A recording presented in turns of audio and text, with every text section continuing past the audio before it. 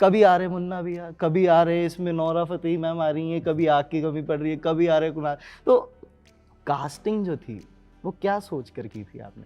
देखिए जैसे ऑडियंस ने रिएक्ट किया ना, तो जब मैंने भी इन तीनों नामों के बारे में सोचा तो सबसे पहले मुझे भी थोड़ा एक्साइटिंग लगा कि दिव्येंदु को कॉमेडी करते हुए इतने समय से नहीं देखा है। अभी उसकी इमेज वो मुन्ना भैया वाली है। अविनाश जो मल्टीपल गैंगस्टर्स कर चुका है एक्चुअली, और बहुत ही सीरियस रोल्स कर चुका है, and he is been so good at what he did. बुलबुल Prateek also after scam playing Harshad Mehta, he was so good at that. But ये तीनों इतने अलग अलग थे, तो मुझे लगा अगर इतने तीनों सीरियस लोग इस कॉमेडी में आए as friends, it'll just be I thought it'll be exciting for me to watch, and I'm very happy that kind of translated into the audience is also having that reaction. And again, Nora was somebody who's always kind of, ये सब ना मुझे ऐसा लग रहा है सब एक ही तरह के रोल्स में टाइप कास्ट हो रहे थे, जो एज एन एक्टर होता है। जब आप कुछ अच्छा काम करते हैं तो फिर लोग सिर्फ आपको वैसे ही देखते हैं और आपको उसी तरह के काम मिलते हैं। तो मुझे उन सबको एक थोड़े अलग वर्ल्ड में लाना था, और मुझे खुशी है कि इन चारों ने they agree to be a part of this film. और अब आज जो आपने कहा कि आपको अंदर से हंसी आ रही थी, मैं चाहता हूँ कि अब आप थिएटर के अंदर आके भी हंसे। बिल्कुल। ये तो मैं ट्रेलर देखकर ही समझ गया कि कुछ तो ताबड़तोड़ सा बनाया है आप सबने मिल करके। लेकिन एक सवाल मेरा रितेश सर आपसे है कि जो पैसा जब लगाता है प्रोड्यूसर तो बहुत सोच समझ के लगाता है कि भाई, तो what made you produce this film? मतलब was it about the cast, was it about the story, what was it about? I think it was about the soul of every film, which is the script.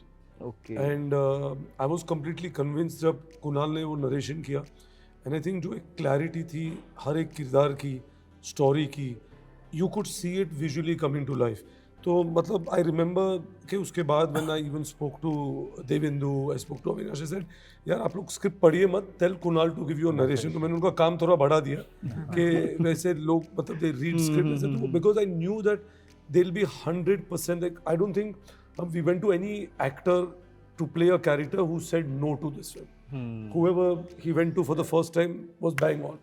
So I think that says a lot about जो उसका content था, जिस तरीके से लिखा गया था.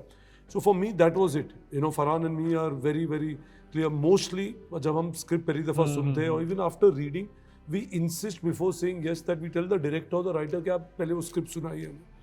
So I think that's where you realize कि जो इसकी जो ट्रीटमेंट है, विजुअलाइजेशन है, how are they going to see it coming from paper to screen.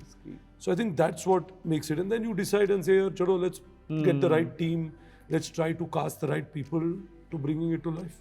But actually, you know, Ritesh, that also gives you a lot of confidence as actors when a producer is that excited, calls you and says कि मुझे बहुत मजा आया एक film में, please तू इसको सुन, let's make this film. So you know, वो एक मेरिट तो है ही, बट साथ साथ क्या होता है, वो जो एक वाइब के साथ आप शुरू होते हैं ना, that it's actually a, देखो प्रोड्यूसर्स भी है, यू नो, उनका एक वो होता है सब कुछ लगा के करना.